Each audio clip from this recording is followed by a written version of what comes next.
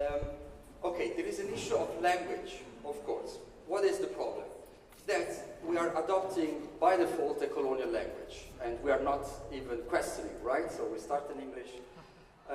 Originally, I thought that would be more important that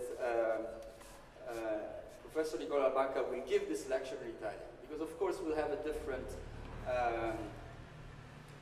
different taste, and also we speak more directly to an Italian public. However, I might guess, I can ask now, let's say how many speak only, let's say how many, let's say, will understand Italian. So it's actually a good number. Surprising. And English, I guess, yeah. Because I was just trying to figure out how to manage the translation, because we like to avoid the interruption, and I was also, would be okay that you give this in Italian, or the English-speaking people will feel, or maybe we can create a corner where other people can translate. We have good professional translators that maybe we can make smaller sessions. So maybe I'm asking this, what we should do? Should have it in English or in Italian? Italiano.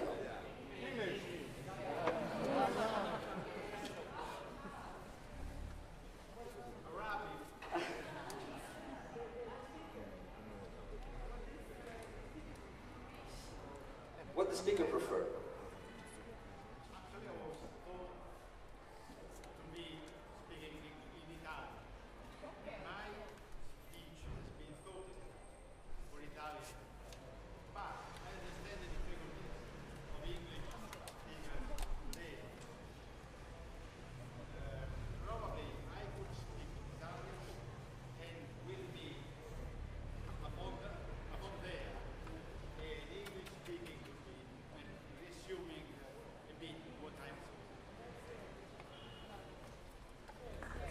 Good compromise?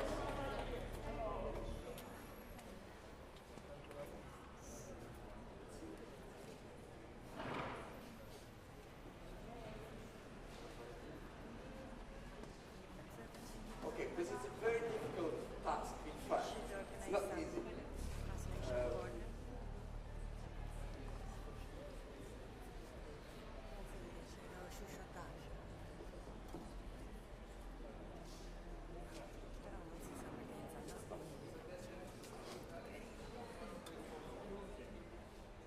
As an Italian professor, this is the most absurd lesson I haven't.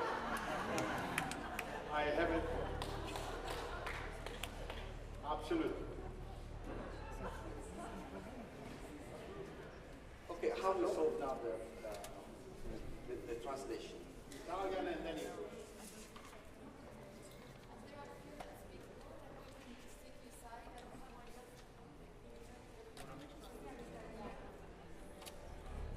So I propose that since there are many of us that speak both languages, that just speak in Italian, and we sit beside someone that can,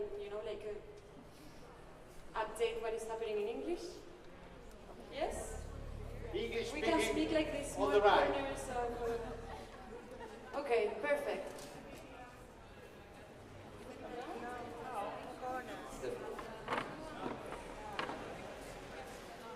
So, singing chairs. English speaking on the right, Italian speaking on the left.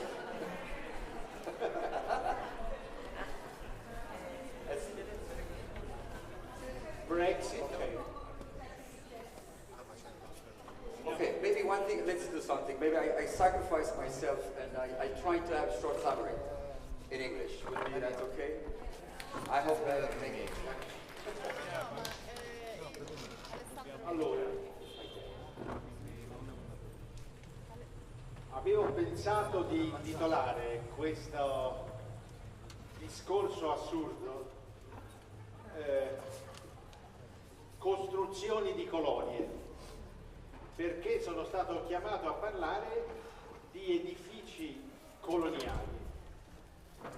Costruzioni in colonie significa costruire una colonia laggiù, in Africa, nel caso italiano, ma anche nella testa degli italiani in Italia. Allora, costruzioni di colonie è un gioco di parole per dire che quando parliamo di manufatti coloniali, noi parliamo di una costruzione fuori dall'Italia, ma anche per gli italiani. Io non credo che questo edificio sia coloniale. Io credo che questo è un edificio fascista pensato nel momento del fascismo. Questo per essere più precisi. Credo anche che gli africani sono stati in Italia durante il periodo del fascismo e anzi prima, durante il periodo liberale. L'Italia è stata una potenza coloniale sin dalla sua unificazione, non c'è bisogno di aspettare il fascismo.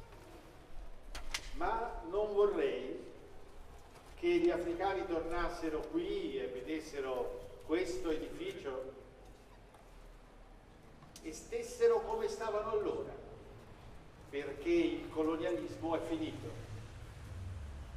non c'è più. Qualunque critica post-coloniale non può negare che il colonialismo storicamente è finito. Siamo in una fase post-coloniale, non siamo più in una fase coloniale. Faccio una proposta. Puoi fare direttamente il sommario, cioè il migliore traduttore di te stesso. No? Step in the back. Purtroppo è complicato. Non posso fare due conferenze, la mia parcella sarebbe altissima. Il doppio di quella che ho preso oggi. You wanna do this? Yes. Be there. Save us, please. What's the first one? Architectural story. Otherwise I can't speak English, but I can invent a paper now. Well, the trouble is that you're probably going to realize when I'm not translating you correctly. If you want, I can give you my paper after I read it. Yeah, it might. So, up to now I invented. I did not write anything. But after I read this in Italian, you can summarize. Okay, I can summarize. But so far what you've said is... Otherwise you come here and you see what I read. So you are cleaning the mountains. Yeah. Well, no, because what you started off by saying was that the history of, if I understand the history of colonialism, is finished. Absolutely. And so you were saying that one does not see here what one would have seen were one in the time. And he mentioned colonial Africa. But that's so far a kind of something. Okay, that's enough. That's it. So we can go on, and then I'll try every once in a while. Oh, okay, so I should climb up. Is there a way to climb up there? Make Jim. Allora.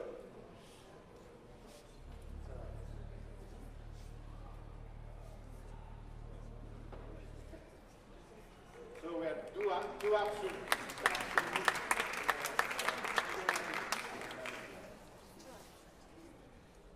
Solo 3 anni fa, una studiosa tedesca, Aleida Asma, specialista di memoria, parlando della memoria delle nazioni europee post-imperiali, osservava come esse si trovassero ad uno snodo assai delicato.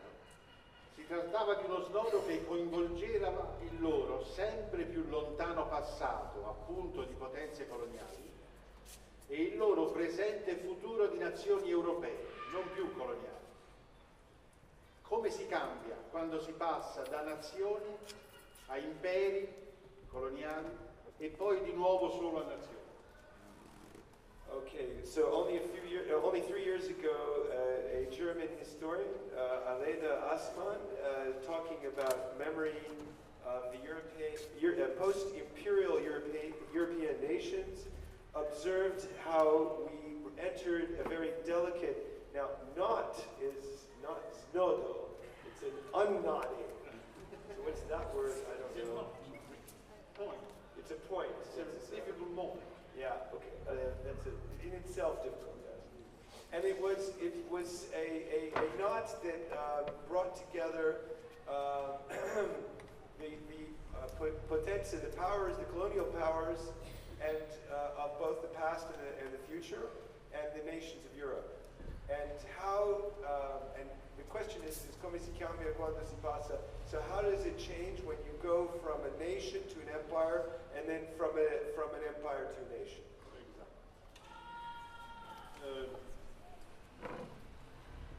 Today, oggi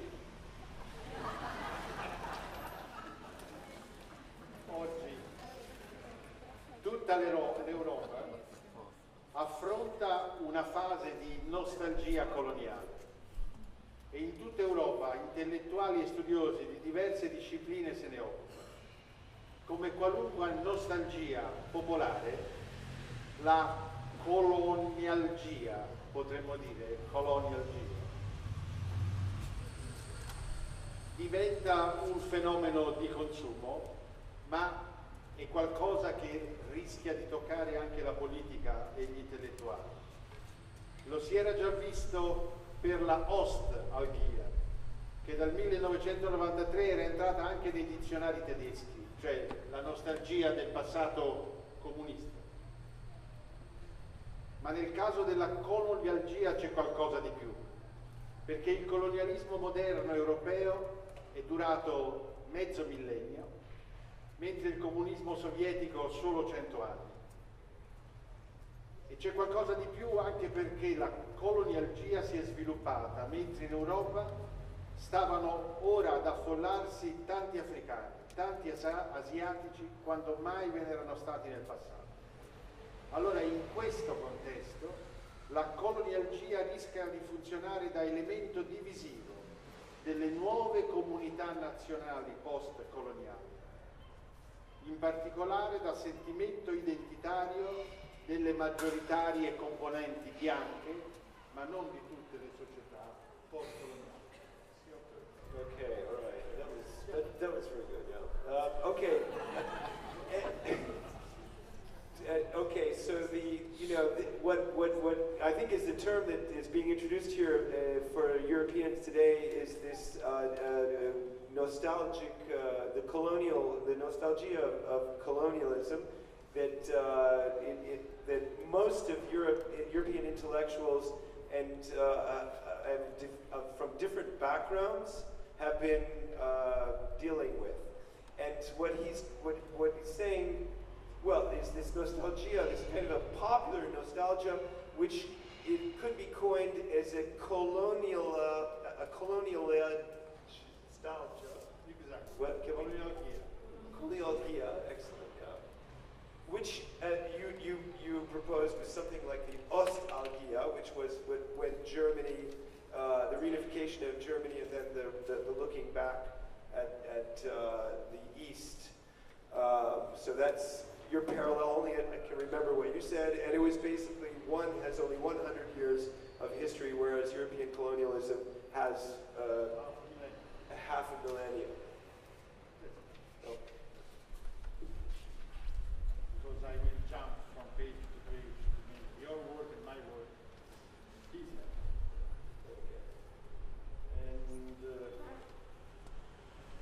And ma perché parlare di colonialgia europea per arrivare a parlare di monumenti e città coloniali italiane? E perché invece non partire dal recente e in Italia assai commentato intervento di una collega ed amica, Ruth Begliat di NYU, sulla permanenza in Italia dei segni architettonici e urbanistici del fascismo? Perché non iniziare dall'interno della disciplina della storia dell'architettura coloniale?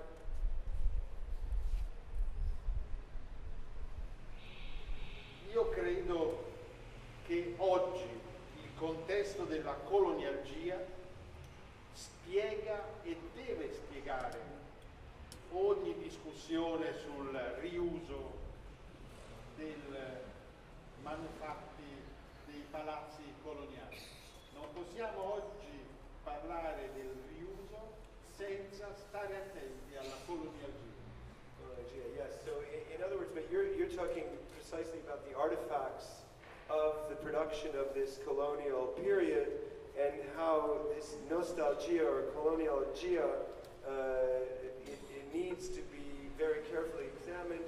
You bring up Benguiat from NYU, who you say you're very close with, and who's also been warning about this particular problem. And then how do we move ahead on this? Le posizioni radicali in questo dibattito non mancano. Ad esempio, pensando ai monumenti e ai palazzi sudafricani, la giovane antropologa sociale Pamela Gupta si è chiesta perché preoccuparsi di ridare vita ad un cadavere coloniale. Non è stata così radicale, come in Italia è stata fatta sembrare invece Ruth Benguiat, che se leggiamo bene il suo articolo non proponeva di distruggere oggi i monumenti del fascismo, ma rilevava che essi non erano stati distrutti prima, al tempo della defascistizzazione e dovremmo dire noi della decolonizzazione, e che purtroppo gli italiani di oggi non pensano a questo. Yeah, that's actually okay. So but he'd like to come up with more radical propositions, including the one brought up by Pamela Gupta from South Africa, who was talking about how you can just forget about this colonial cadaver, and then there would nothing be as radical as what Benguiat came up with, which was to read, and this is where it has been perhaps incorrectly interpreted as not the destruction, not a call for destruction of fascist monuments, but rather that fascist monuments weren't destroyed at the time that defascistization was taking place right after the war.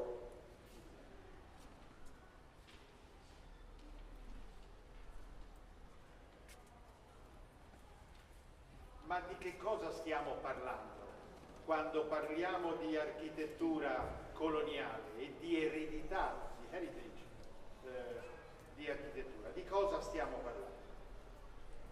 E secondo me cambia la prospettiva a seconda se siamo uno storico, se siamo un architetto, se siamo un italiano, se siamo un africano.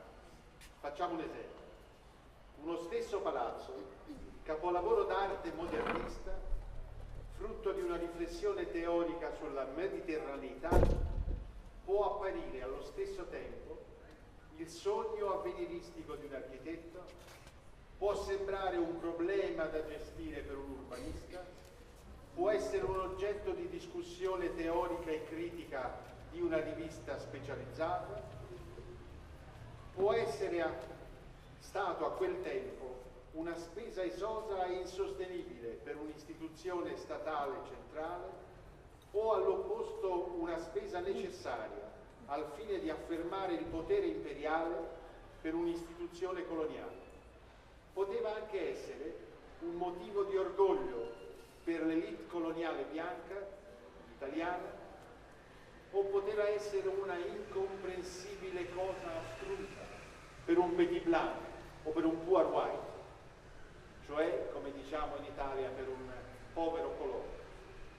Poteva allo stesso tempo essere il simbolo odioso dell'oppressione coloniale, nazionale e razziale per le popolazioni colonizzate, che sarebbero state pronte ad abbattere.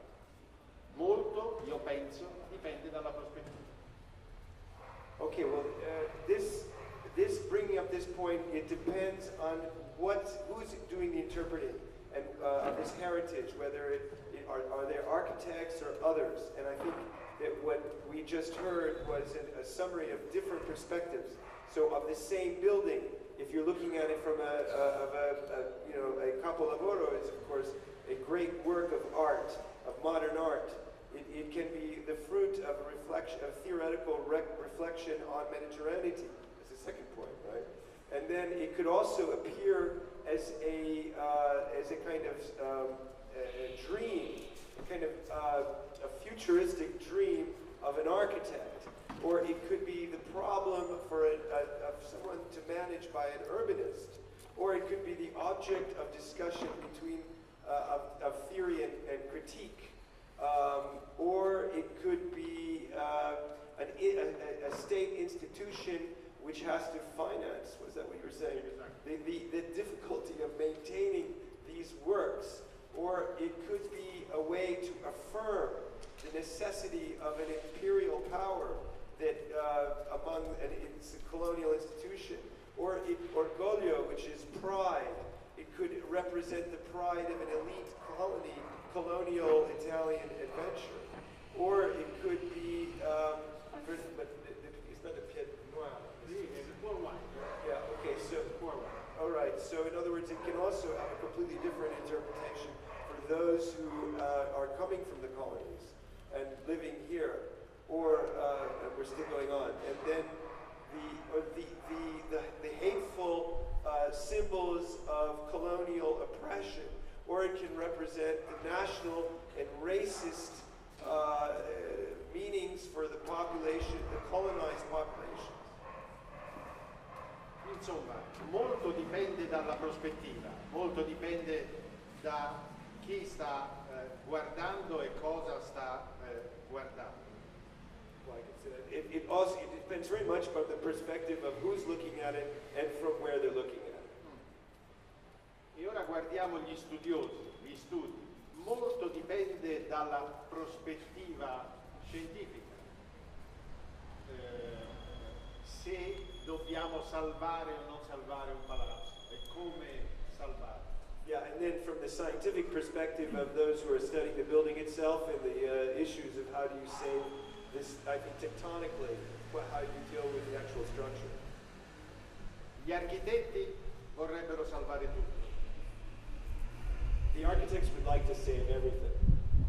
Gli urbanisti sono preoccupati dagli architetti che vogliono salvare tutto. And the urbanists are worried about the architects who want to save everything.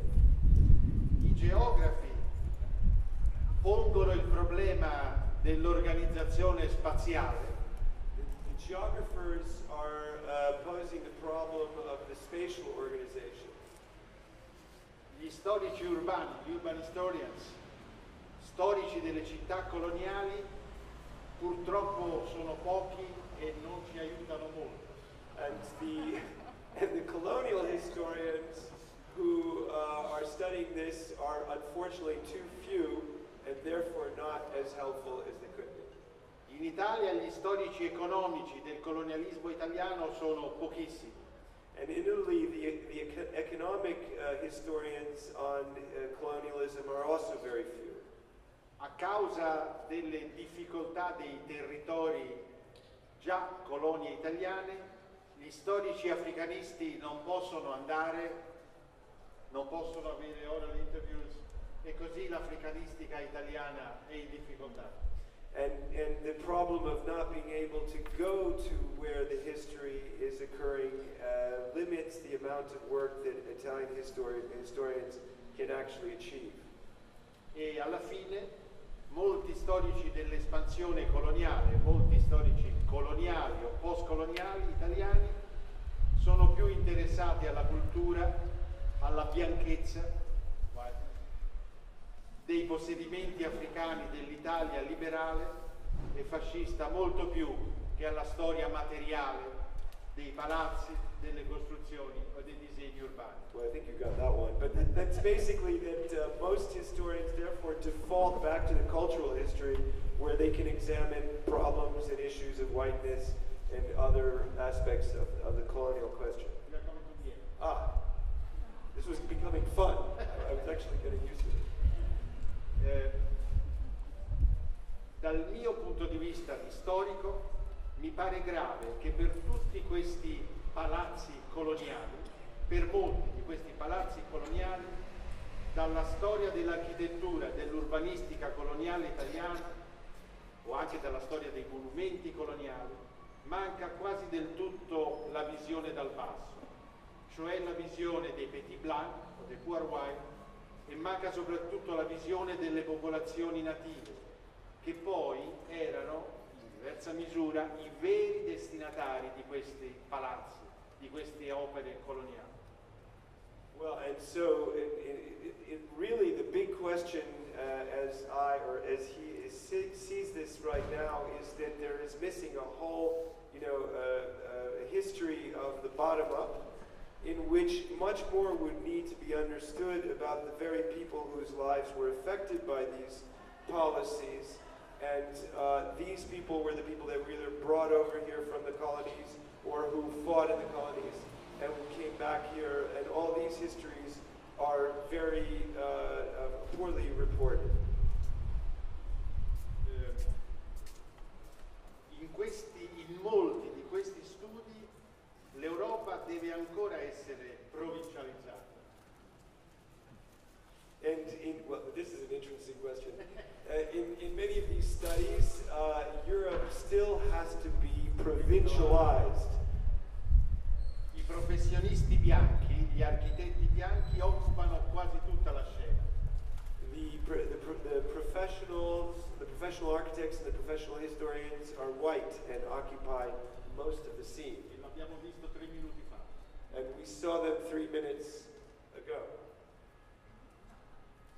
Or even now.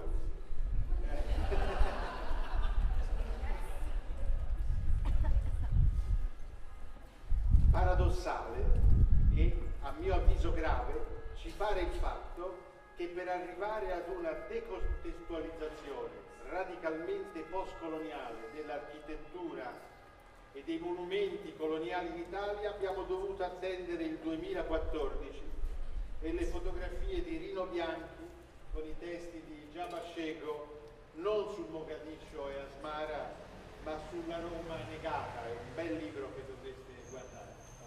Okay, but paradoxically and very seriously, it's taken us a very long time to understand this decontextualization, this radical post-colonial decontextualization of architecture, of this monumentalistic colonial architecture up until 2014, with the photography of Rino Bianchi and the texts by Ijaba Shego, and not of Mogadishu and Asmara, Tripoli, but of Roma Negata, which is Rome denied. Exactly. I'm close. Sto finendo. Se questa è la nostra base delle conoscenze, lo storico sarebbe piuttosto cauto di fronte a grandi progetti di riuso e a grossi investimenti di valorizzazione di questo o quel manufatto. Prima sarebbe più importante studiare assieme in gruppi multidisciplinari, assumere e coinvolgere una prospettiva postcoloniale, scansare come la peste ogni ulteriore apologia. Soprattutto fondamentale appare non isolare mai i manufatti o i disegni urbani dai loro contesti storici. Queste cautele sono necessarie non solo per i progetti di valorizzazione, recupero e riuso, ma per il contesto culturale in cui noi oggi ci muoviamo. La colonialgia sta dietro ogni angolo e potrebbe avviluppare, distorcere qualunque pur ben intenzionato progetto di riuso. Nessuno può seriamente pensare di distruggere, e non lo fa Ruth Ben-Ghiat, ma nemmeno un restauro da solo può garantire la necessaria sovversione del vecchio valore d'uso coloniale di quei manufatti. Anche ricostruire un monumento o un palazzo coloniale per non dire all'opposto distruggerlo, può avere conseguenze e assumere echi e risvolti che talvolta potrebbe essere pericoloso sottovalutare, perché da noi in Italia il bravo italiano è dietro ogni angolo. Okay, so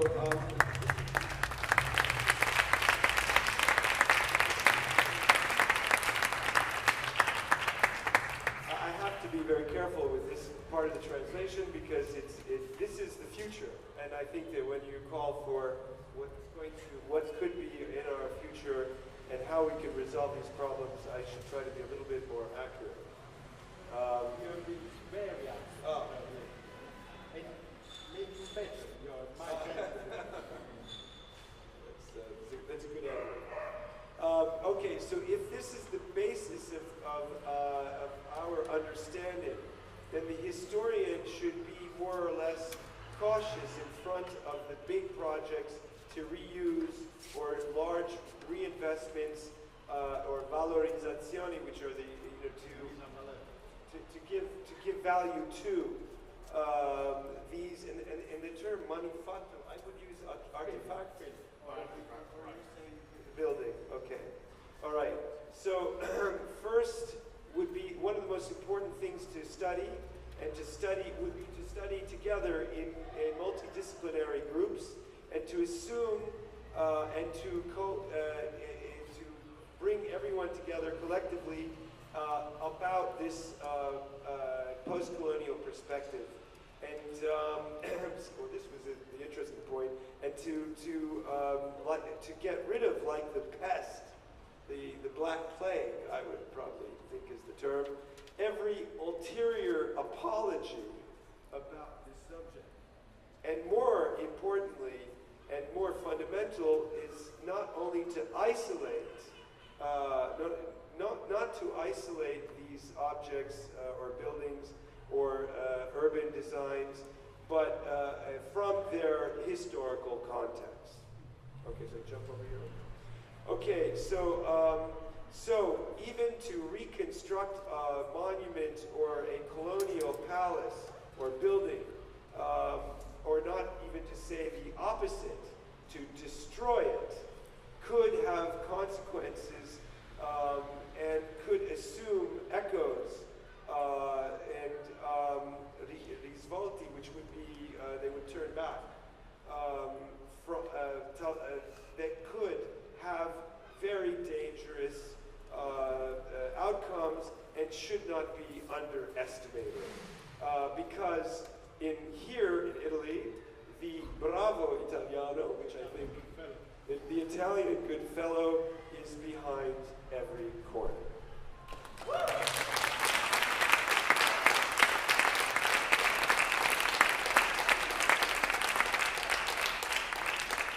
Thank you. This has been a post-colonial lecture, a post-colonial speech, in the sense that I had an audience, just an Italian audience. I speak in Italian, of course, but having a mixed audience. Your presence has been absolutely fundamental in making my wrong ideas better explained and made good ideas to the English speaking. This is also the problem of colonialism language. I would have liked speaking Italian and all of them understand. Otherwise, speaking English, all of them understand. If not all of them understand one of this language, this absurd speech has been a good thing in my view. Thank you very much. Thank you. I think I should say that the Ben Kiat discussion was very timely because it was only recently that she came out with this controversial article. It was in the New Yorker? In the New Yorker, yeah, and she was heavily attacked for her position, which then, I don't know, she had to... Not understood. They did not understand, they wanted not to understand Ruth Benchia's position. Yeah. Because they says, she says very moderate things, but she has been appeared in Italian newspaper as a Bolshevik revolutionary that she is not. Right. I can say. said I want a picture for my students this year. Okay, grazie.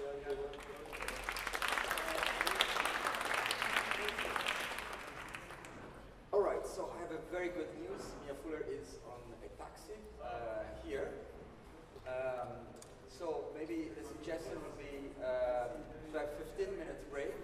And I really suggest staying because there will be Mia Fuller and Adelida Snibe, and I think you will understand what is happening tonight only if you have heard everything. If you live now, I think you will not have the whole picture. So please, 15 minutes, you can get a drink or quickly do something else, but stay with us. Okay? Thank you.